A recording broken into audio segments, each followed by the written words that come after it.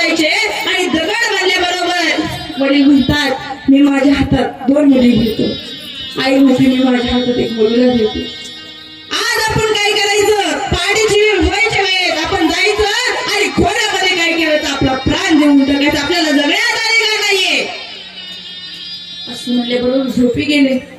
म्हणजे आज आपली शेवटची रात्र, आता शेवटच्या रात्रीचं शेवटचं सगळं काही म्हणजे सगळं काही शेवट. आज झोपी गेले, झोप लागली, स्वप्न पडला आणि त्या स्वप्नामध्ये हातामध्ये काठी, खांद्यावरती घोंगडी आणि घोंगडी घेतल्याबरोबर ती डोक्यावरती भेटा, पायामध्ये चप्पल आणि सुंदर रूप दिसत होत. आणि दिसल्याबरोबर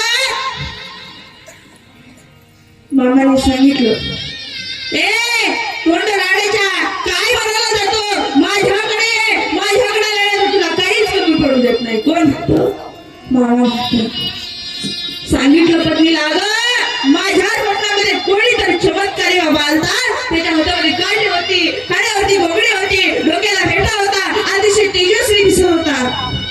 अहो कोण आहे, कोण काय विचारता, अरे तू बाळू मामा आहे, साक्षात बाळू मामा आलाय.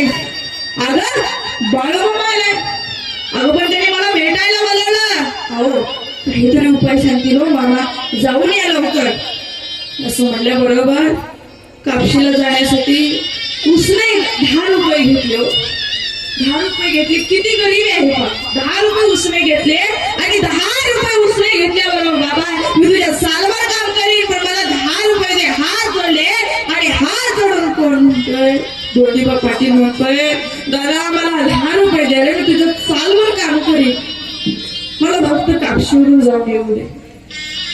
असं म्हणल्याबरोबर बाळूमामांकडे जाण्यासाठी 10 रुपये उसने घेतले. एसटी मध्ये बसला, एसटी मध्ये बसल्यानंतर काय केलं, तो गेला. अरे बाळूमामा कुठे रे, बाळूमामाचं तळ कुठे, मी बाळूमामांना पाहिलं नाही, सांगा ना रे. त्यावेळेस ते म्हणले तिथं जावा.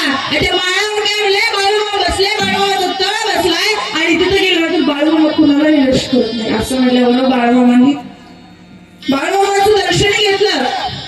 संध्याकाळची आरती झाली, प्रसाद घ्यायला सर्वजण बसले. पंचमंगळाचं ताट्या पुढं काही खावाट ना.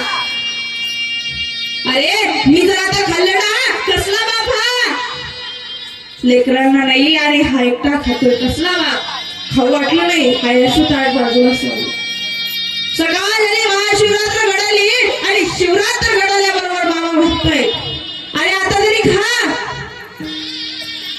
म्हणले नाही मामा नको, मला माझा उपवास झाला तर नको मला. म्हणले आहे असं शिल्लक अन्न झाकून ठेवलं, झाकून ठेवत असताना मामा म्हणतायत नको देव खा. बळ खाल्ले, नरड्यातून घास खाली उतरेना तरी सुद्धा खावं लागलं. मामाने अजून 10 रुपये दिले. हे दरवळले 10 रुपये. मामांचा आशीर्वाद घेतला आणि परत गेला. परत गेल्याबरोबर ती मामा म्हणताय जा तुझे लेकरं बाळ वाट बघत असतील.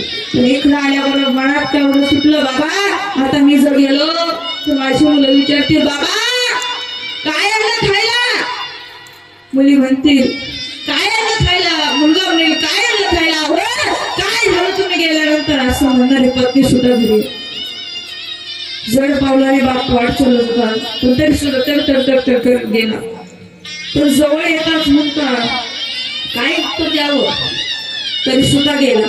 पण आता मुलं खेळताना अंगणात दिसली, झोपडीची काय धुळा महल झाला आणि अन्नाच्या राशीच्या राशी काय झाल्या, घरात